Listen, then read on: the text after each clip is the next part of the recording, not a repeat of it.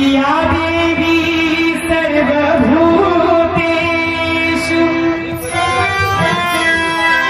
शक्तिरूपे संस्थिता नमस्तस्यै नमस्तस्यै नमस्तस्यै नमो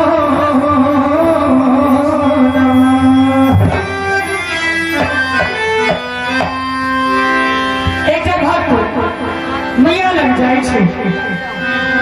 और मैया से ई सब कहे छे से सुनावी विक्की झा जी के रचना हमारा आवाज में काफी चर्चित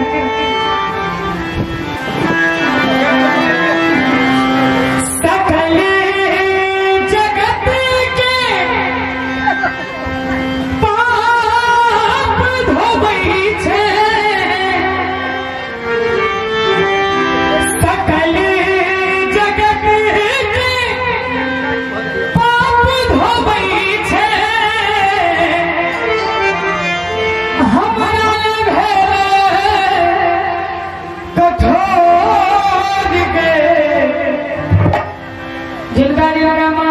सुरक्षित हाथ देने हो बैठा ताली बजे हुए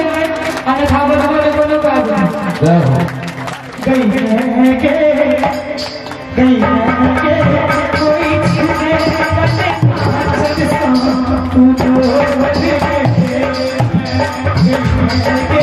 कोई चीज़ें